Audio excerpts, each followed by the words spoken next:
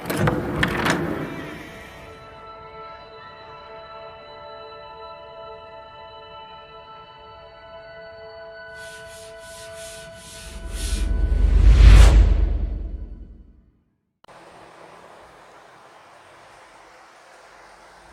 Everyone, once again very warm welcome in my video. आप सबका स्वागत है। I am Dhananjay from Dhananjay classes Aligarh. जैसा कि मेरे रेगुलर व्यूअर्स जानते हैं, आजकल मेरा डिस्कशन चल रहा है इलेक्ट्रोकेमिस्ट्री को लेकर। तो आज उसी इलेक्ट्रोकेमिस्ट्री का एक बड़ा इंपॉर्टेंट आर्टिकल आपके साथ डिस्कस करने जा रहा हूं। उम्मीद है आप इस आर्टिकल को एंजॉय कर पाएंगे। तो आज का आर्टिकल है my dear, relation between Gibbs free energy and cell potential. तो उम्मीद है हेडिंग सुनने के बाद क्लिक कर गया होगा। ये वो आर्टिकल है जिसे मेरे स्टूडेंट्स काफी टफ मानते हैं, कहते हैं सर बड़ा टफ हो जाता है इस आर्टिकल के न्यूमेरिकल को सॉल्व करना। तो आइए कोशिश करूंगा इस वीडियो के माध्यम से न केवल ये आर्टिकल आपको आसान हो जाए, बल्कि इस पर आधारित जितने भी न्यूमेरिकल्स हैं आपकी एनसीईआरटी बुक्स के या अदर बुक्स के, आप आसानी से उन्हें सॉल्व कर सकें। तो हेडिंग है माय डियर एज यूजुअल,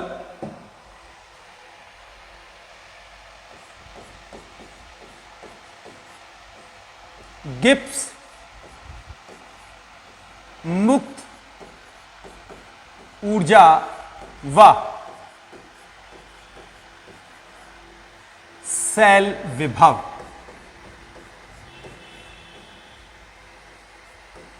में संबंध। और जो मेरे इंग्लिश व्यूअर्स हैं,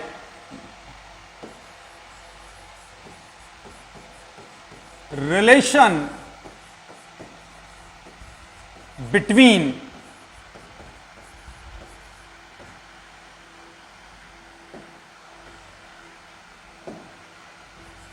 Gibbs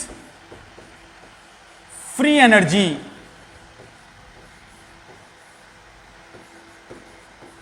and cell potential। तो माय डियर, उम्मीद है इस हेडिंग के माध्यम से अब ये तो क्लियर हो गया है कि आज हम बात करने जा रहे हैं गिब्स मुक्त ऊर्जा और सेल विभव में संबंध में।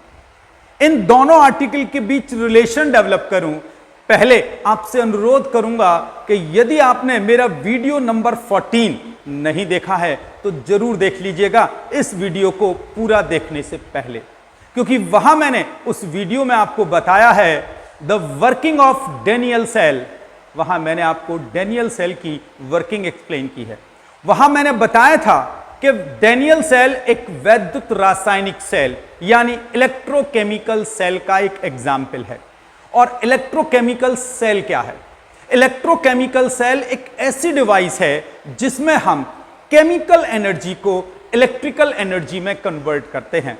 यानी कि वैद्युत रासायनिक सेल एक ऐसी युक्ति है जिसके द्वारा रासायनिक ऊर्जा को वैद्युत ऊर्जा में कन्वर्ट किया जाता है। और इस वैद्युत ऊर्जा का हम उपयोग क्या करते हैं? इस वैद्युत ऊर्जा का उपयोग हम अपने किसी भी कार्य को करने में करते हैं। तो हम अपनी केमिस्ट्री की लैंग्वेज में या यूं कहिए थोड़ा फिजिक्स लैंग्वेज में ऐसे भी कह देते हैं कि किसी सेल के द्वारा हम उसकी रासायनिक ऊर्जा को अपने उपयोगी कार्य को करने में उपयोग में लाते हैं। लेकिन इसमें 2 स्टेप्स हो जाती हैं। पहली स्टेप, सबसे पहले सेल के बीच जो केमिकल रिएक्शंस हुई हैं उससे इलेक्ट्रिक एनर्जी डेवलप हो और उस इलेक्ट्रिक एनर्जी से हम किसी वर्क को करें, कोई कार्य को करें, जिसे हम उपयोगी कार्य भी कह देते हैं। तो किसी भी सेल की रासायनिक ऊर्जा को वैद्युत ऊर्जा में परिवर्तित करना और उस वैद्युत ऊर्जा से किसी कार्य को करना, यही इलेक्ट्रोकेमिकल सेल या वैद्युत रासायनिक सेल या उसके उदाहरण डेनियल सेल का एक वर्क है, एक पर्पस है। तो अब सवाल यह बनता है, सर हम ये कैसे निर्धारित करें कि कोई भी सेल आखिर कितनी एनर्जी डेवलप कर रहा है, उससे हमें कितनी वैद्युत ऊर्जा प्राप्त हो रही है? तो बड़ी आसानी से हम इस बात को कह सकते हैं कि भाई कोई भी रासायनिक सेल, वैद्युत रासायनिक सेल जितनी ऊर्जा डेवलप कर रहा है, तय मानिएगा वो उतने ही प्रोपोर्शन में कार्य कर रहा होगा। यानी कि किसी सेल से उत्पन्न वैद्युत ऊर्जा को हम इक्वेट कर सकते हैं उसके द्वारा किए गए मैक्सिमम वर्क डन को। मेरी बात समझ पा रहे हैं? यदि नहीं तो आइए एक एग्जाम्पल देकर आपको यह बात क्लियर करने की कोशिश करूंगा कि आखिर हम पढ़ने क्या जा रहे हैं इस डेरिवेशन से।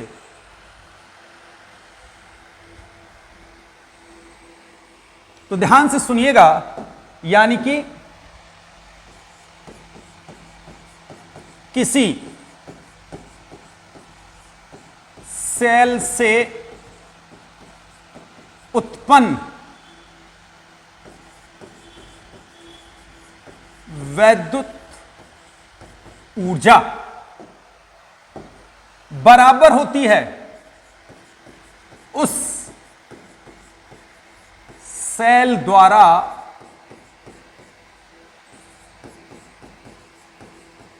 किए गए अधिकतम कार्य के। सुन पाए मैंने क्या कहा? यानी कि यदि हम किसी डेनियल सेल को लें और उसके द्वारा कितनी हम इलेक्ट्रिक एनर्जी गेन करेंगे after the chemical reactions of its electrode, that will be equal to the work done, not maximum work done by that cell. Clear है? तो किसी भी सेल से उत्पन्न वैद्युत ऊर्जा बराबर होती है उस सेल द्वारा किए गए अधिकतम कार्य को। तो अब सवाल, सर कोई भी सेल अधिकतम कार्य कितना करेगा, हम इसको कैसे कैलकुलेट करें? तो हमारी केमिस्ट्री के अनुसार, या कहिए इस इलेक्ट्रोकेमिस्ट्री के अनुसार, किसी भी सेल द्वारा किए गए अधिकतम कार्य को हम अब जो इक्वेशन आपको लिखने वाला हूं, समझाने वाला हूं, उसके द्वारा कैलकुलेट कर लेते हैं। आइए, क्या है वो रिलेशन है, यानी कि किसी सेल द्वारा किया गया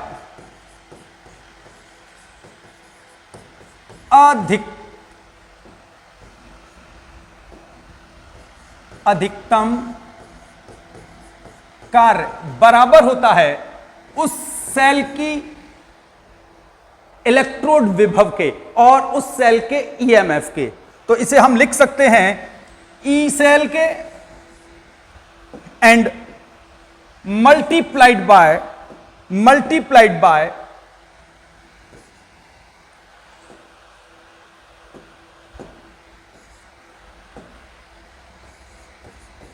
उस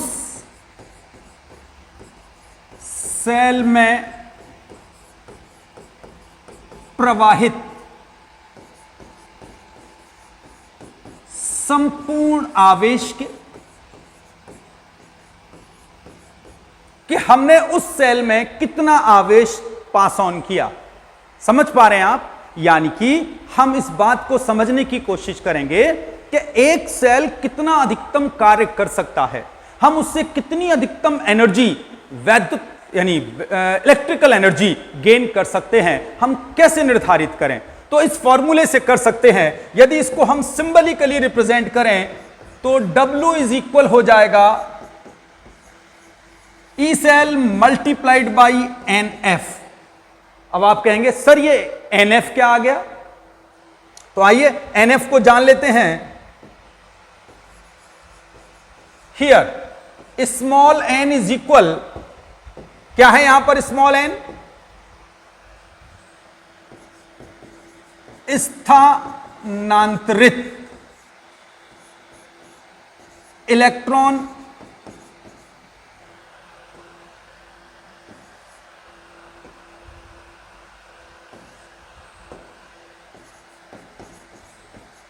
मोल इलेक्ट्रॉन की संख्या। अब आप कहेंगे और सर यहां F क्या है? F, इसे भी आप बड़े अच्छे से जानते हैं, फैराडे नियतांक और भूले ना हो तो it is equal to 96500 coulomb. अब आप कहेंगे सर ये लाइन क्लियर नहीं हुई, स्थानांतरित मोल इलेक्ट्रॉन की संख्या। तो आइए पहले इस लाइन को क्लियर कर देता हूं आपको, जिससे आप कंफ्यूज ना हो जाएं। मोल इलेक्ट्रॉन का मतलब है कि जब सेल में इलेक्ट्रिसिटी पास होगी तो तय मानिएगा इलेक्ट्रिसिटी पास तभी मानी जाती है जब there is flow of electron, वह इलेक्ट्रॉनों का प्रवाह है। तो कितने मोल इलेक्ट्रॉन वन प्लेस से अनदर प्लेस तक ट्रांसफर हुए, विस्थापित हुए, गए, दैट इज स्मॉल n। तो अब आप इस सेल के द्वारा इस इक्वेशन के द्वारा आप क्या गेट कर सकते हैं, किसी सेल द्वारा किए गए अधिकतम कार्य को। इस इक्वेशन को हम मान लेते हैं माय डियर इक्वेशन नंबर 1। क्लियर है? तो इस इक्वेशन के द्वारा हम केवल निर्धारित कर सकते हैं किसी सेल द्वारा किया गया अधिकतम कार्य। लेकिन उद्देश्य हमारा यह नहीं था, हमारा उद्देश्य तो यह था गिब्स मुक्त ऊर्जा और सेल विभव में संबंध। तो आइए अब जरा गिब्स मुक्त ऊर्जा जान लेते हैं। गिब्स मुक्त ऊर्जा क्या है? तो यदि आपने थर्मोडायनामिक्स पढ़ रखी है, ऊष्मागतिकी पढ़ रखी है, तो आपने पढ़ा होगा स्थिर ताप व दाब पर। मेरे शब्दों पर जाइएगा, वर्ड्स ही साइंस को डिफाइन करते हैं। स्थिर ताप व दाब पर किसी निकाय द्वारा किया गया अधिकतम कार्य गिब्स मुक्त ऊर्जा परिवर्तन के बराबर होता है। ऊष्मागतिकी में आपने इस नियम को बहुत अच्छे से पढ़ा है माय डियर। उसी नियम का इस्तेमाल करने जा रहा हूं, क्या कि स्थिर ताप व दाब पर किसी निकाय द्वारा किया गया अधिकतम कार्य सदैव मुक्त ऊर्जा परिवर्तन के बराबर होता है। तो आइए जल्दी से सेकंड पेज पर आ जाते हैं और अपनी बात को अच्छे से कहते हैं।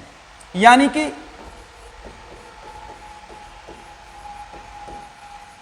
according to the thermodynamics, यानी कि इसका मतलब ऊष्मा गतिकी के नियमानुसार हम क्या जानते हैं डियर? ऊष्मागतिकी के नियमानुसार हम जानते हैं कि डेल्टा जी इज इक्वल होता है कैपिटल डब्ल्यू। यहां डेल्टा जी क्या है? गिब्स मुक्त ऊर्जा परिवर्तन। और ये गिब्स कौन है?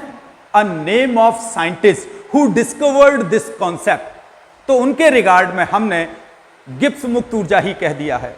तो किसी भी निकाय द्वारा किया गया अधिकतम कार्य, वो निकाय का मतलब समझ रहे हैं आप? सिस्टम, तंत्र जिसे आप लोग फिजिक्स में कहते हैं, सिस्टम, ठीक है ना? तो किसी भी निकाय द्वारा किया गया अधिकतम कार्य मुक्त ऊर्जा गिब्स मुक्त ऊर्जा परिवर्तन के बराबर है। और इसी थर्मोडायनामिक्स में आपने इस रूल को भी बहुत अच्छे से पढ़ा है। किसको? कि यदि कोई तंत्र कार्य करता है, फिर सुनिएगा क्या कह रहा हूं, यदि कोई कार्य तंत्र द्वारा किया जाता है तो वर्क डन हमेशा नेगेटिव होता है। और यदि किसी तंत्र पर कार्य किया जाता है, फिर सुनिएगा, और यदि किसी तंत्र पर कार्य किया जाता है तो वर्क डन हमेशा पॉजिटिव होता है। तो यहां कार्य कौन कर रहा है? तंत्र। अब आप कहेंगे सर ये तंत्र कहां से आ गया? तो आइए, तंत्र है अब हमारा, पिछले आर्टिकल से जोड़ देता हूं इसे, सेल। अब कोई कार्य कौन कर रहा है? सेल कर रहा है ना भाई। कोई भी चीज यदि कार्य कर रही है तो उसके लिए एनर्जी किसने डेवलप की? सेल ने। तो सेल द्वारा किया गया कार्य, तो यहां तंत्र हो गया। अब आपको इस डेरिवेशन में सेल, क्योंकि सेल कार्य कर रहा है, सेल इलेक्ट्रिक एनर्जी डेवलप कर रही है, और यह इलेक्ट्रिक एनर्जी कोई एक वर्क कर रही है। तो यहां तंत्र को हम किससे कोरिलेट करेंगे? सेल से।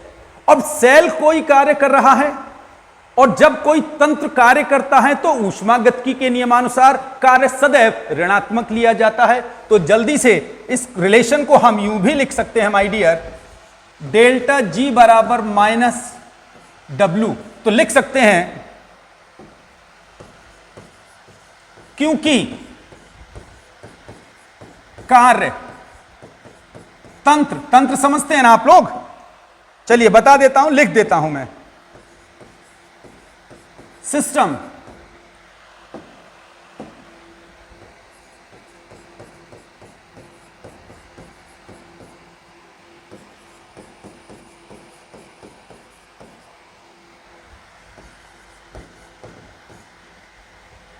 अतः कार्य को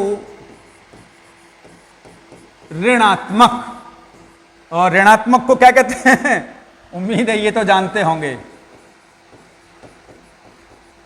negative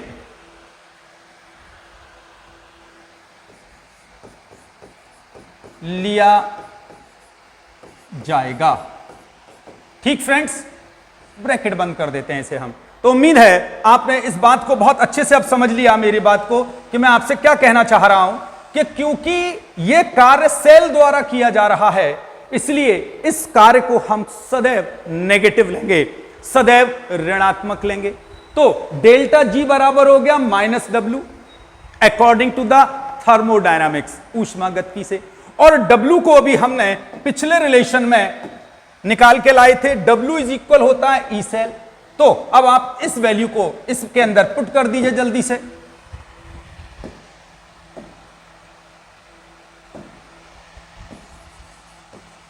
Hence, by putting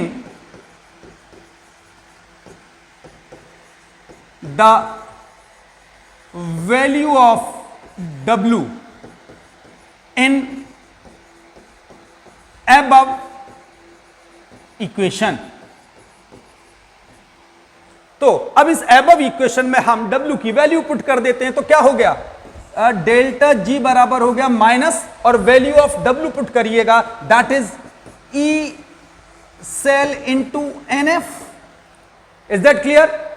good news to all of you is that it is the relation between Gibbs free energy और सेल पोटेंशियल। अब आप कहेंगे सर यहां एक बार ये तो बता दो डेल्टा जी क्या था? मैंने बताया, आपने लगता है सुना नहीं मेरी बात को। डेल्टा जी बराबर है यहां गिब्स मुक्त ऊर्जा, और वापस ई सेल बराबर है सेल का EMF या वैद्युत वाहक बल। बात समझ में आ गया? और N और F को मैंने आपको पिछले वाले पार्ट में क्लियर कर दिया था। N है the number of transferred electron and F is the Faraday constant, as usual 96500 coulomb. तो my dear, this is a relation between Gibbs free energy and the cell potential और EMF of cell. अब यहां पर एक बात बहुत जरूरी है जो आप सबसे रिक्वेस्ट करूंगा, याद रखिएगा, वो नोट है इस आर्टिकल का और most of the students are confuse. तो पहले थोड़ा सा स्पेस बनाऊंगा आर्टिकल के लिए।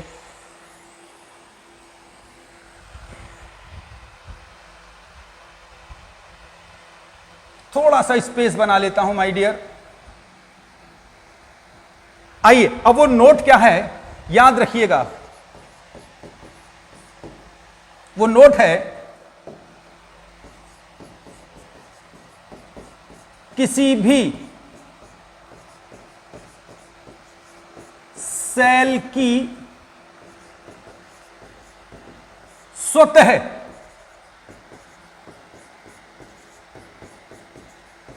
अभिक्रिया के लिए सदैव डेल्टा जी यानी कि गिब्स मुक्त ऊर्जा परिवर्तन का मान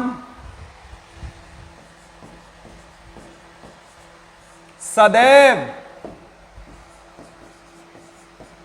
ऋणात्मक नेगेटिव